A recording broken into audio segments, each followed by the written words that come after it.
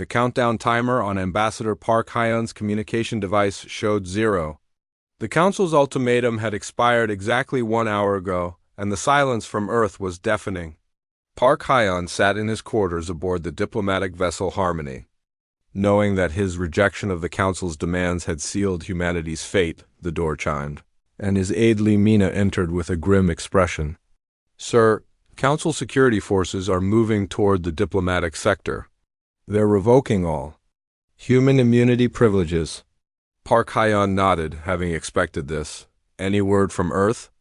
"Admiral Kim Hanna sent a single message 20 minutes ago," Lee Mena replied.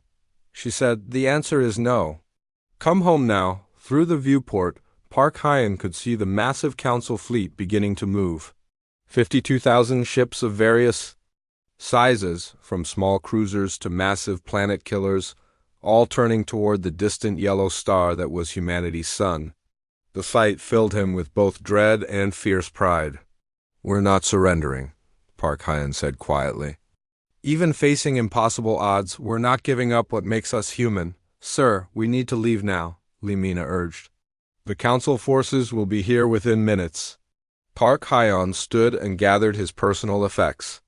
As they prepared to leave, alarms began blaring throughout the station.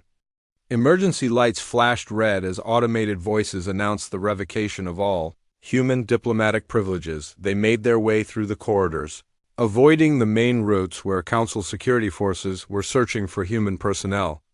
At the docking bay, they found a small Council scout ship that Park Hyun had been authorized to use for system tours. "Can you pilot this thing?" Park Hyun asked Lee Mina. "I've been practicing," she replied, her hands flying over the alien controls. "The systems are similar to our own designs." The scout ship lifted off just as security forces burst into the docking bay. Laser fire sparked off their hull as they accelerated toward the station's exit. Park Hyun watched Nexus Prime shrink behind them, knowing he would never see the galactic capital again. Meanwhile, in the asteroid belt between Mars and Jupiter, Engineer Lee Soo stood on the command bridge of the hidden shipyard Anvil Station. Around him, thousands of human workers made final preparations for the largest military operation in human history. "Final count, sir," reported Chief Petty Officer Nam Gil. 198,437 vessels ready for combat. Every single ship crewed and supplied. Lee Soo nodded, still amazed by what they had accomplished. For 10 years, humanity had been building this fleet in secret. Asteroid mining operations had provided cover while the most advanced shipyards in human space worked around the clock. "The crystal technology integration is complete," Lee Soo continued. "Thanks to our Vorthak friends, our ships have stealth capabilities the Council has never seen. Their sensors will barely detect us until we're right on top of them." Commander Obin entered the bridge, his strike force uniform bearing the insignia of the newly formed Human Defense Corps. "Sir, my advance units are ready to deploy. We have 300 fast attack squadrons prepared for hit-and-run operations." "What's your target?" Lee Soo asked. "Council supply lines," Obin replied with a grim smile. "They're moving a fleet of 52,000 ships across half the galaxy. That requires massive logistics support. We're going to cut their supply chains and make them fight on empty stomachs." Lee Soo pulled up a holographic display showing the Council fleet's route toward Earth. Their formation is traditional. They're used to fighting primitive species that meet them in straight battle lines. They don't expect guerrilla warfare.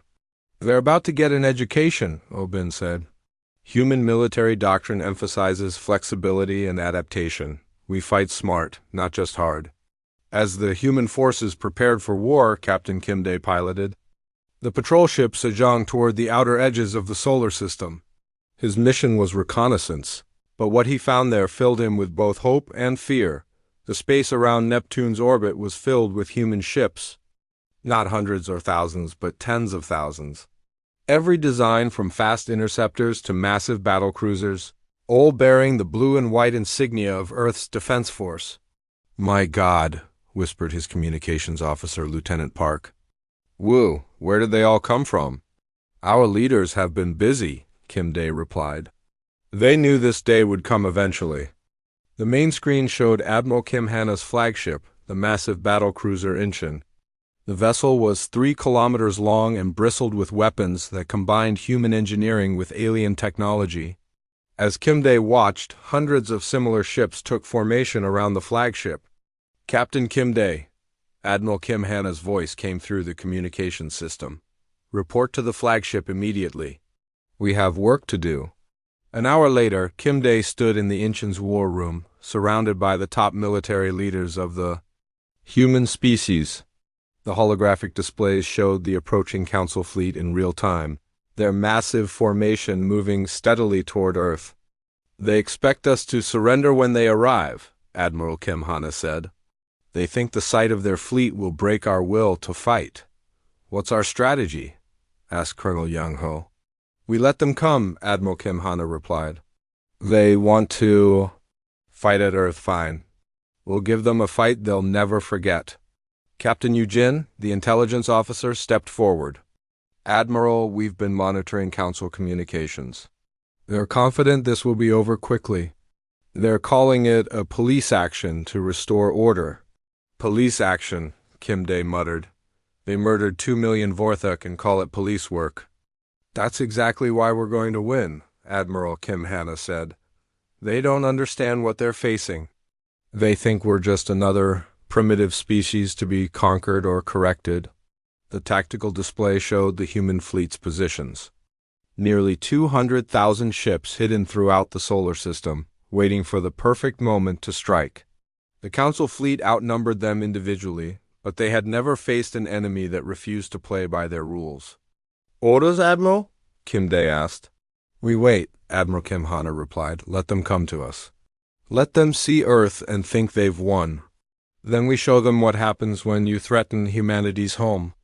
As the human fleet prepared for battle, Ambassador, Park Hyen's stolen scout ship approached the outer edges of the solar system.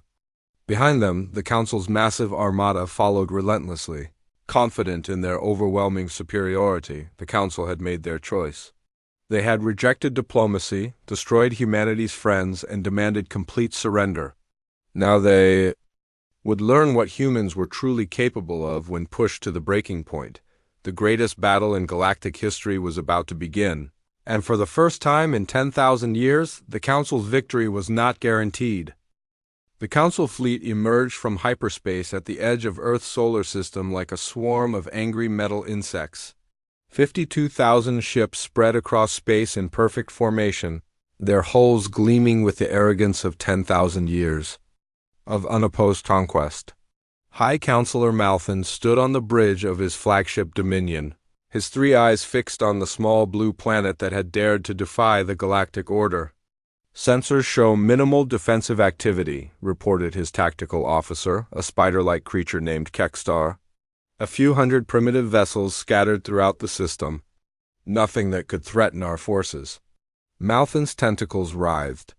With satisfaction, the humans are accepting their fate. They know they cannot stand against the might of the Council. What the Council sensors could not detect were the nearly 200,000 human ships lying in wait throughout the solar system. The Vorthok crystal technology had given them stealth capabilities beyond anything the Council had encountered. They waited in the shadows of asteroids, behind the moons of gas giants, and in the dark spaces between planets. Admiral Kim Hanna stood on the bridge of the Incheon, watching the enemy fleet approach Earth. Around her, the most experienced officers in the human military prepared for the battle that would determine their species' survival. All units report ready, announced Captain Jiang Su from the tactical station. The Council fleet is maintaining standard formation. They're not expecting any resistance. Good, Admiral Kim Hanna replied. Let them get comfortable.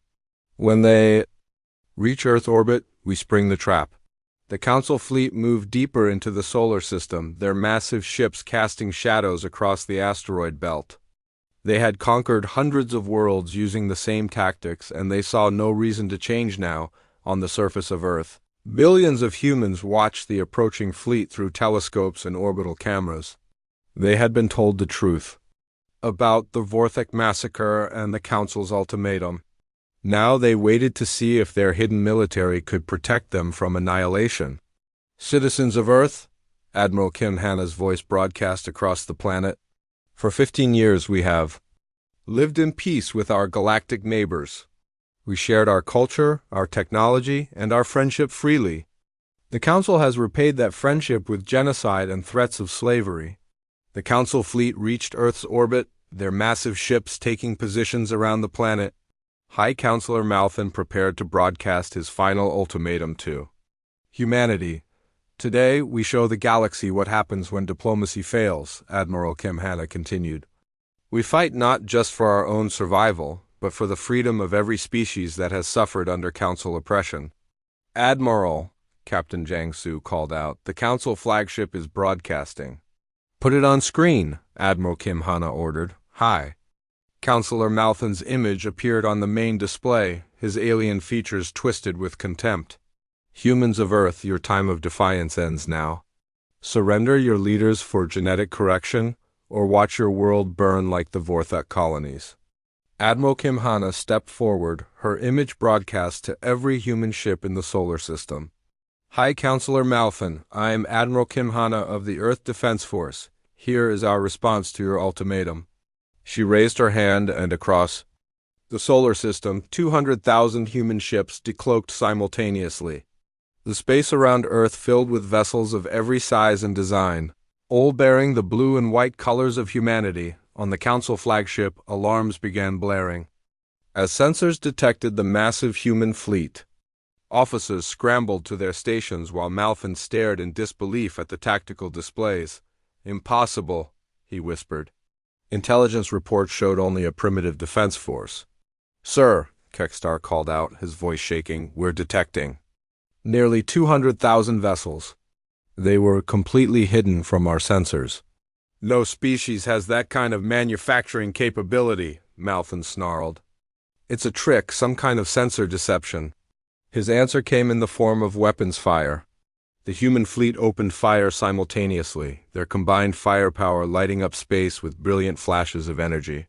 Council ships, caught off guard and out of position, began taking heavy damage. Sergeant Nam Gil piloted his fighter through the chaos, his squadron weaving between massive capital ships while targeting their weak points. The human pilots had trained for this moment, studying every known Council ship design and developing tactics to exploit their weaknesses.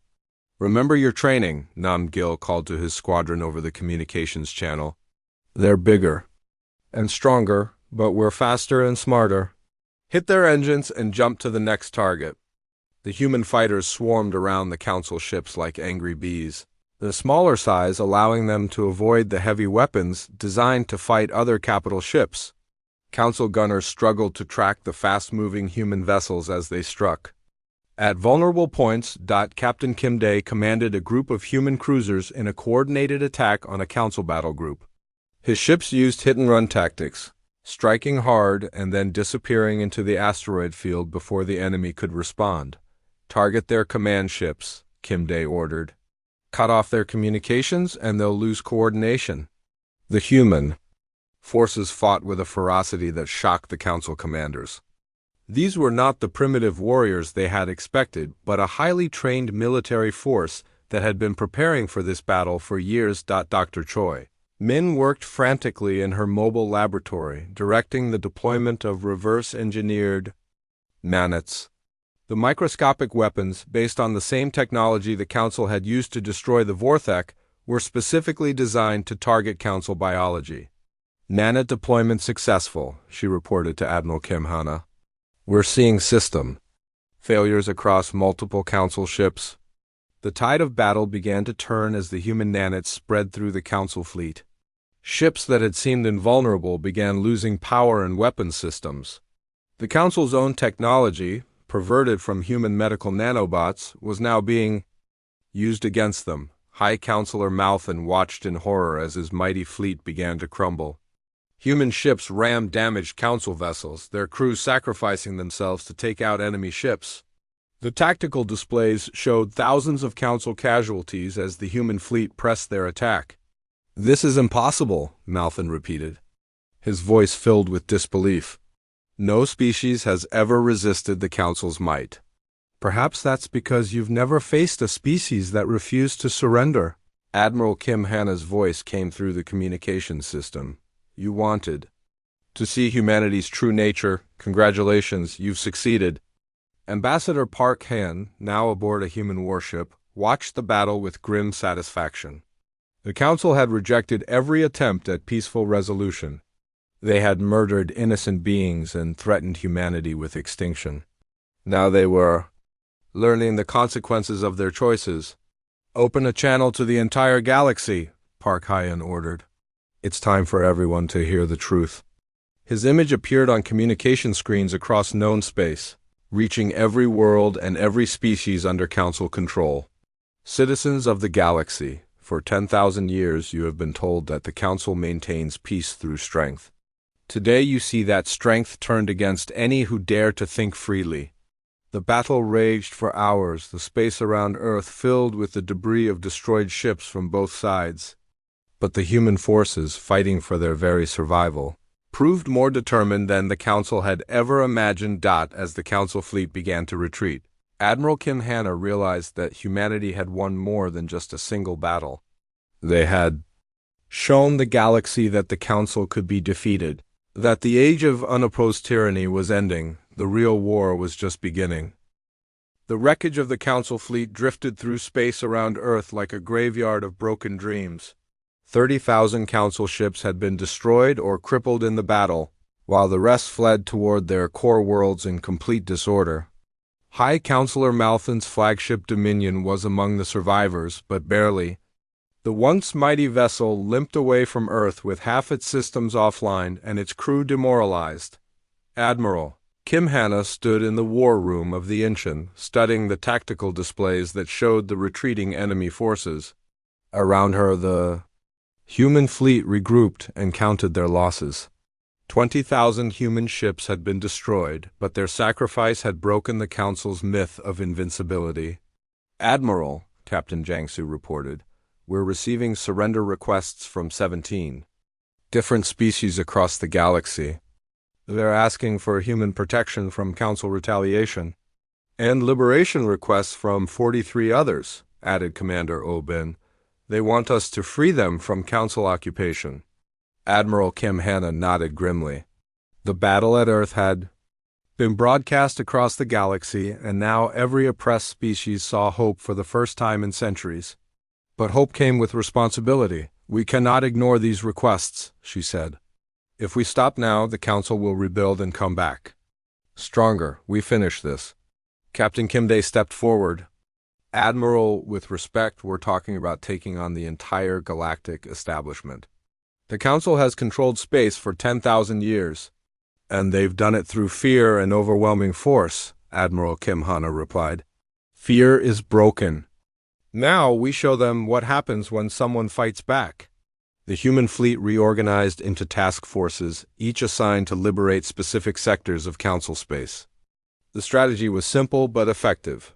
Strike fast, free the oppressed populations, and use their resources to grow stronger. Colonel Park Wu led the first liberation mission to the Kepler sector, where the insectoid Zephyrians had been enslaved for over 1,000 years. His ground forces landed on the main world while human ships engaged the Council garrison in orbit. This is Colonel Park Wu of the Human Liberation Corps, he announced as his troops advanced through the planet's capital city, the Age of Council. Oppression ends today. The Zephyrians, who had lived under brutal Council rule for generations, emerged from their hiding places in disbelief. They had never seen anyone stand up to their oppressors before. Is it true? Asked Elder Zixthara, the leader of the Zephyrian resistance. Have you really defeated the Council fleet? We broke their main force at Earth, Park Wu confirmed. But the war isn't over. We need allies, and you need freedom. Help us, and we'll help you. The Zephyrians joined the human cause with enthusiasm born of desperation. Their homeworld became a base for human operations, and their knowledge of Council territories proved invaluable for planning future strikes. Engineer Li Su worked tirelessly to establish manufacturing facilities on each liberated world. The humans had learned from their own experience that hidden production capabilities were essential for long-term survival. The Corinthians have excellent metallurgy, he reported to Admiral Kim Hanna during a strategy meeting. Their star system can produce heavy armor plating for our ships. The Valtarians have advanced energy systems that could improve our weapons. And the Council's response? Admiral Kim Hanna asked. They're pulling back to their core worlds, reported Captain Yu. Jin from Intelligence. They're consolidating their forces for a final stand. But they're losing support from member species with each world we liberate. The human war machine grew stronger with each victory. Species that have been forced to serve the Council for centuries now contributed their resources and knowledge to the liberation effort. The human fleet, originally 200,000 ships, now numbered over 500,000 vessels from dozens of different species. Captain Yang Ho commanded the liberation fleet's newest addition, the Vorthek Memorial Squadron. The Crystal Being's homeworld had been thought completely destroyed, but human search teams had found survivors in deep crystal caves beneath the planet's surface.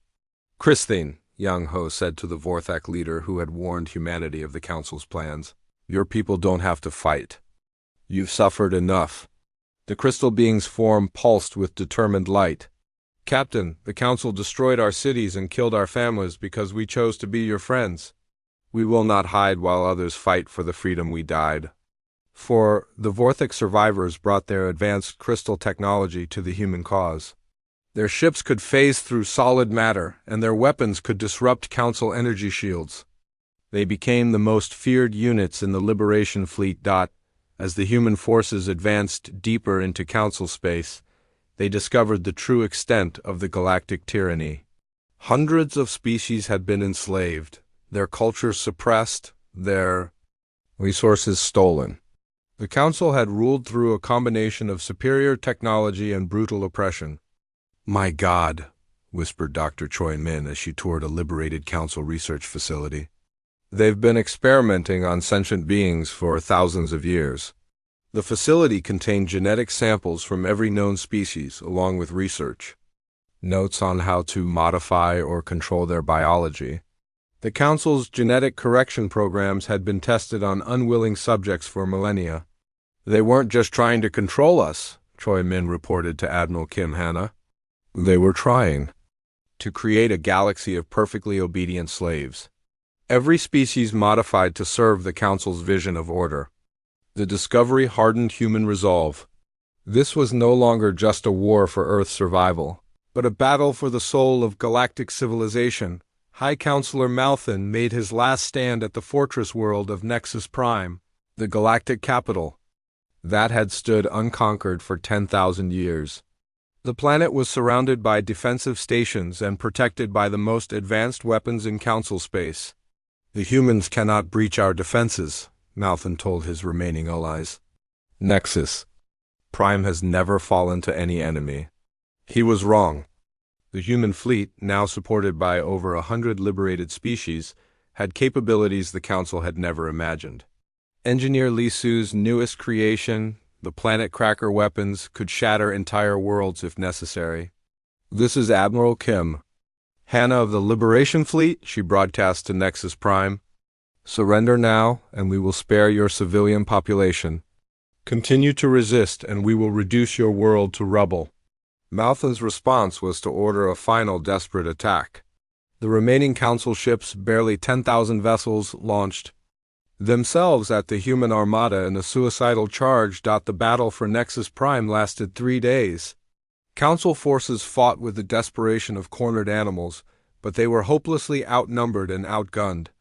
The human fleet and their allies systematically dismantled the galactic capital's defenses when the planet's shields finally fell.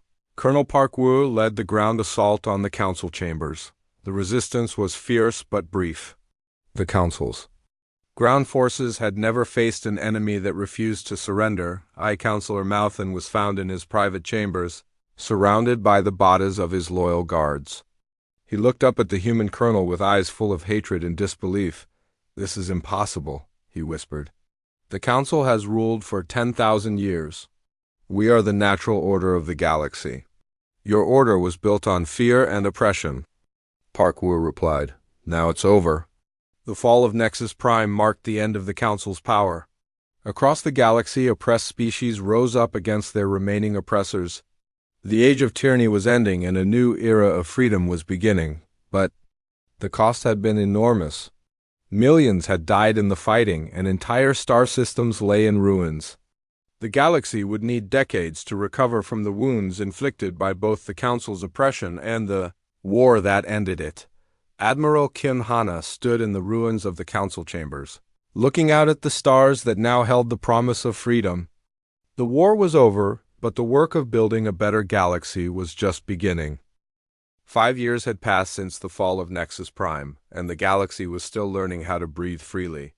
The massive space station that had once been the seat of Council tyranny now bore a new name, Freedom Station. Its corridors, which had once echoed with the commands of oppressors, now filled with the voices of representatives from over 300 liberated species. Ambassador Park Hae-on stood at the observation deck, watching construction crews from dozens of different worlds working together to rebuild the damaged sections of the station. Humans worked alongside Vorthic crystal shapers, Zephyrian engineers, and Corithian metallurgists. The sight filled him with quiet satisfaction. "The Galactic Federation Council is ready to begin its session," announced his aide. Now Secretary-General Limina, she had grown into her role as one of the galaxy's most skilled diplomats, helping to negotiate the complex treaties that held the new alliance together. Park Hae-on nodded and made his way to the Council chambers. The room had been completely redesigned since the Council's fall. Instead of the intimidating circular arrangement that had been used to isolate and judge, the new chamber featured a series of interconnected platforms that allowed every species to participate as equals. Secretary-General Park Hae-on called out Elder Zixthara of the Zephyrian Alliance. "We have received concerning reports from the Outer Rim. Several former Council species are attempting to rebuild their old power structures." Park Hae-on took his place at the central podium, a position that rotated monthly between different species.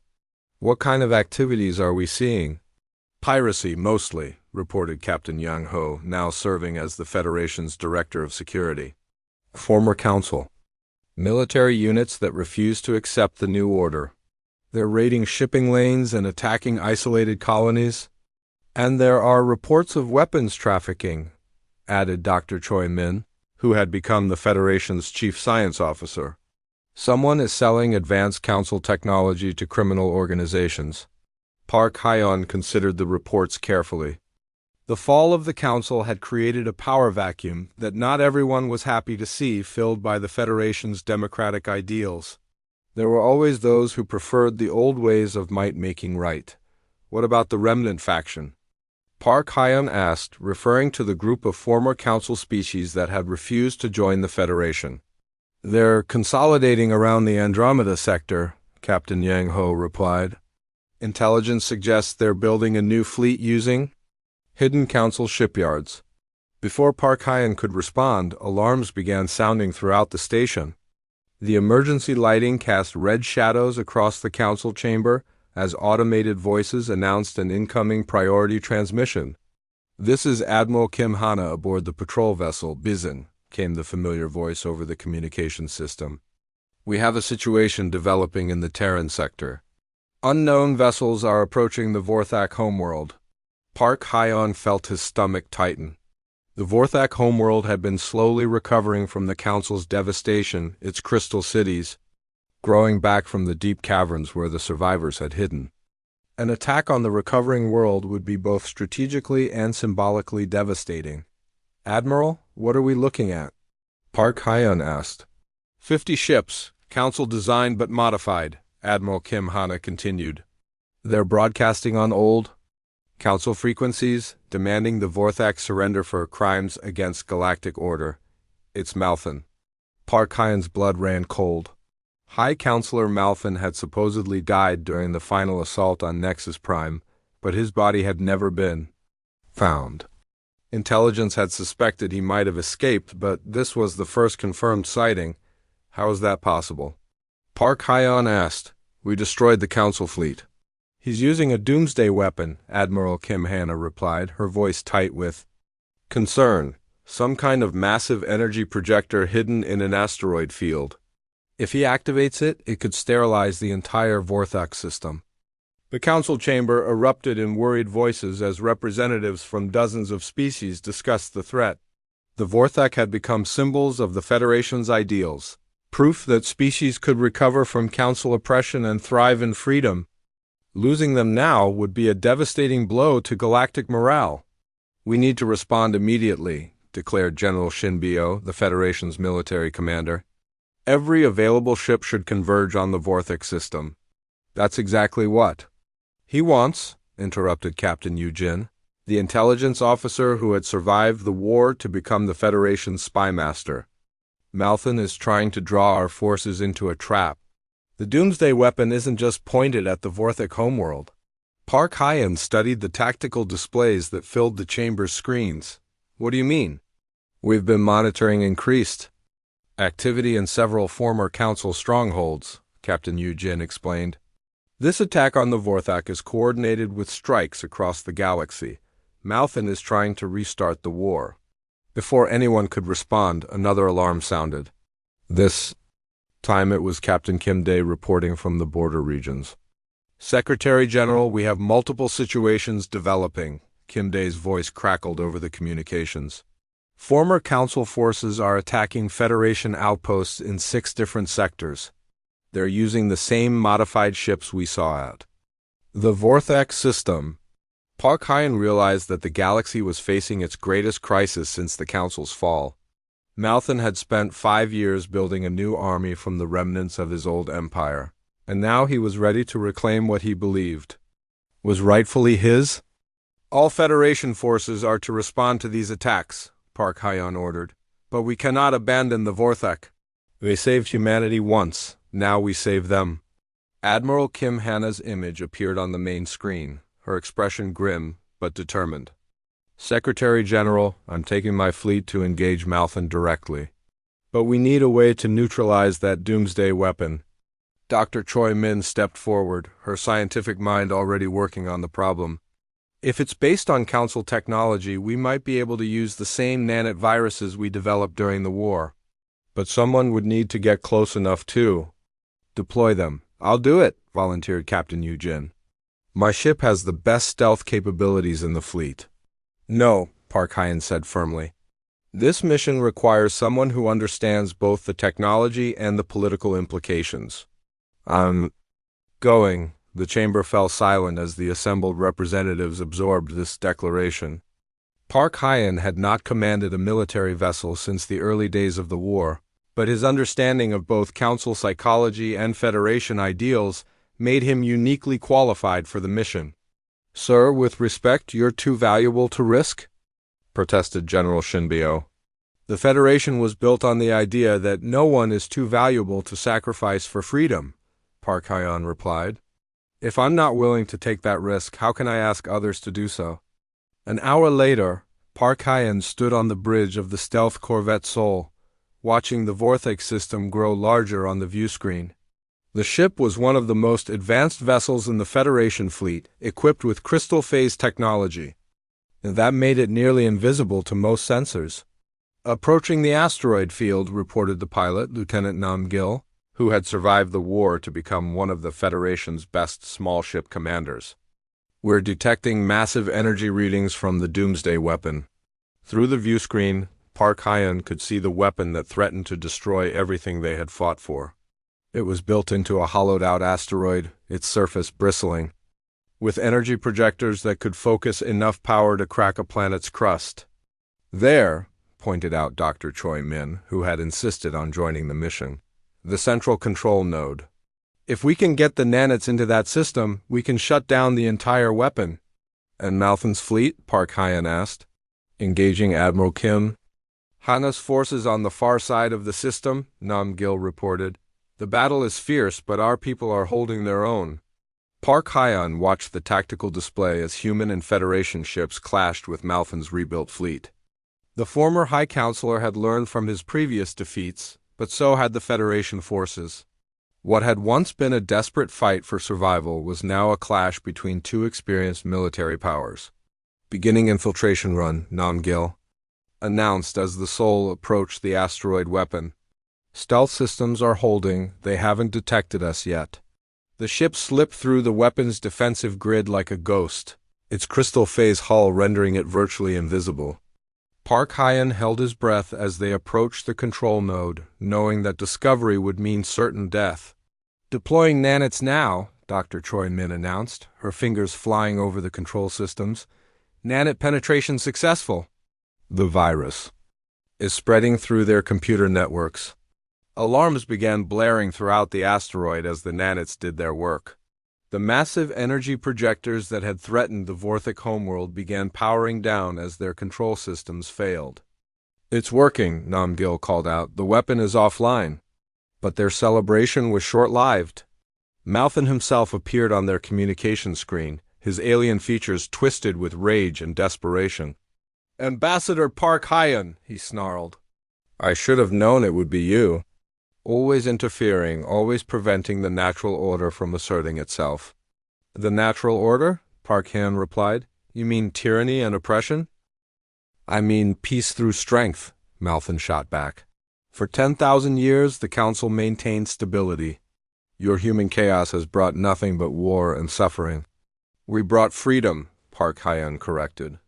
"Something you could never understand." Malthan's image flickered with interference as explosions rocked the asteroid. The nanits were causing system-wide failures throughout the weapon platform. "You think you've won?" Malthan said, his voice becoming desperate. "But there are others who remember the old ways. Others who will continue the fight for proper order." "Then we'll be ready for them too," Park Hyen replied. "The galaxy has learned that freedom is worth fighting for." The transmission cut off as a massive explosion tore through the asteroid's core. The doomsday weapon that could have restarted the galactic war was destroyed, its threat eliminated forever. In the space around the Vorthak homeworld, Admiral Kim Hanna's fleet finished mopping up the remnants of Malthan's forces. The former High Counselor's flagship was found drifting powerless, its crew dead and its commander finally silenced. 3 months later, Park Hyen stood once again on the observation deck of Freedom Station, watching as representatives from newly contacted species arrived for the first Galactic Federation Assembly. The war against Malthan's remnant forces had been brief but decisive, and now the galaxy was truly at peace. Ambassador Li Dan, one of the new generation of human diplomats, approached with a datapad. "Secretary General, we've received first contact protocols from a species in the Magellanic clouds. They're requesting peaceful dialogue." Park Hyen smiled, remembering the early days when first contact had been a terrifying prospect. "Send them our standard welcome package. And Li Dan, make sure they understand that Federation membership is always voluntary." "Of course, sir." "We've learned that lesson well." As Park Hyen watched the ships of 100 different species moving peacefully through Federation space, he reflected on how much had changed. The galaxy that had once been ruled by fear and oppression now celebrated diversity and freedom. It had not been an easy transition, and there would always be those who preferred the old ways of might making right. But humanity and its allies had proven that there was another way. When diplomacy succeeded, the galaxy prospered. And when diplomacy failed, their warships were ready to speak in defense of freedom. The age of the Council was over. The age of the Federation had begun, and the stars themselves seemed brighter for it. The fortress moon of Velthara floated in the darkness between stars like a metal tomb.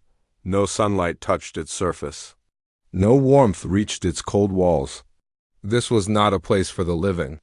This was where the galaxy sent its most dangerous criminals to die slowly in the dark, deep inside the moon, past 7 layers of quantum locks and energy barriers, sat the most secure prison cell in known space. The walls were made from collapsed star matter, harder than diamond and twice as heavy. The air itself was thick with suppression fields that could stop a god from using its powers. In the center of this cell sut, YUNA. 300 years she had been here, 300 years of sitting in the same position, her wrists bound by chains that glowed with an inner light. The chains were not normal metal. They were forged from quantum steel, a material that existed in multiple dimensions.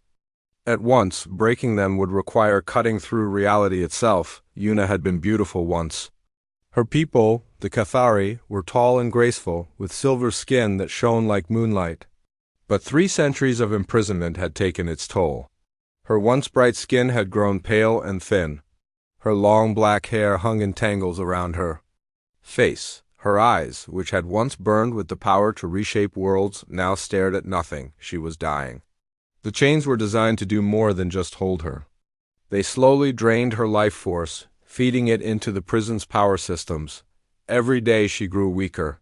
Every day she felt more of herself slip away, but she remembered everything. She remembered being the greatest warrior queen of the Cathari Empire. She remembered commanding fleets of starships and armies of soldiers. She remembered the power that flowed through her veins, the ability to bend reality with a thought. She could make stars burn brighter or snuff them out with a wave of her hand. Most of all, she remembered why she was here. The Cathari Empire had always been hungry for more worlds, more power, more control. For 1,000 years, they had spread across the galaxy like a disease, conquering peaceful planets and enslaving their people. The Empire's rulers claimed they brought order to chaos, civilization to savages. But Yuna had seen the truth. She had visited the conquered worlds. She had seen the mass graves and the burning cities. She had watched children cry for parents who would never come home. The Empire did not bring order. It brought death. When the High Regent Deho had ordered her to use her reality-warping powers to wipe out the population of an entire star system, she had refused. The system contained 12 worlds, all of them peaceful, all of them defenseless. 40 billion people lived there. They had done nothing wrong except exist in the path of the Empire's expansion. They are not our people, Deho had told her. They are obstacles to our destiny. They are people, Yuna had replied. That is enough. The argument had lasted for days. Deho had offered her riches, titles, entire worlds to rule. But Yuna would not change her mind. She would not commit genocide for the Empire's convenience. So they had destroyed her instead. The trial had been a joke. They accused her of treason, of putting alien lives above Cathari interests. They painted her as a traitor who had forgotten her own people. The evidence was twisted, the witnesses were liars, and the judgment was decided before it began, but they could not simply execute her. She was too powerful, too dangerous. Even bound and weakened, she might find a way to escape death in return for revenge, so they had chosen a crueler fate. They would let her live, but make that life a torture that would break her spirit. The chains were the key. Forged in the heart of a dying star, they were impossible to break by any known method. Armies had tried. Scientists had tried. Even other reality warpers had tried. The chains had turned aside plasma cutters, quantum disruptors, and weapons that could crack planets in half. The prison itself was run by the Wardens of the Void, an ancient order that had guarded dangerous criminals for thousands of years. They rotated guards every 50 years because most beings could not handle being near Yuna for longer than that. Her presence filled their dreams with visions of the wars she had fought and the worlds she had saved. Many went mad. Others simply broke down and wept. The current warden captain was named Hyen. He was a Vorthek, a species known for their strong minds and emotional control. He had been on duty for 37 years and was already showing signs of strain. His hands shook when he thought no one was looking. His sleep was troubled by dreams of burning cities and crying children. Hyen visited Yuna's cell once every 10 days, as required by protocol. He would stand outside the energy barrier and read her status reports into his recorder. Prisoner secure, containment holding. Life signs stable but declining, no change in condition. He never spoke to her directly. The rules forbade it. But sometimes, when he thought she was sleeping, he would stare at her for long minutes. There was something in her face, even broken by centuries of imprisonment, that made him question everything he had been taught. The galaxy knew Yuna as the Mad Queen, the traitor of Cathari, the destroyer of worlds. But Hyen had read her real files, the ones sealed in the deepest archives. He knew what she had really done. He knew why she was really here. She had not destroyed worlds. She had saved them. The 12 worlds of the Toronto system still existed because of her refusal to act. Their people lived, loved, and grew old in peace because one woman had chosen to sacrifice herself, rather than commit murder on an unimaginable scale, but the Empire had won in the end. They had spent 3 centuries erasing the records, rewriting history, making sure that no one would remember the truth. The peaceful worlds went on living, never knowing that their existence had cost a hero her freedom. Yuna stirred in her chains, her eyes opening for the first time in weeks. She looked around the cell as if seeing it for the first time. Then she smiled, a sad and broken thing. 300 years, she whispered to the empty air. Is that enough? Have I paid for my kindness yet? The chains pulsed with light, draining. More of her strength. She closed her eyes and let her head fall forward. Soon, she thought. Soon it would all be over. She did not know that somewhere in the galaxy, a small human ship was falling through space, its navigation system broken, its destination unknown. She did not know that aboard that ship was a man with a rusted sword and a heart full of compassion. She did not know that her 300 years of suffering were about to end outside her cell. The fortress moon continued its slow orbit through the void, carrying its secrets and its prisoners toward a destiny that no one could have imagined. The galaxy turned, the stars burned, and time moved forward, and in the deepest prison in known space, hope began to stir.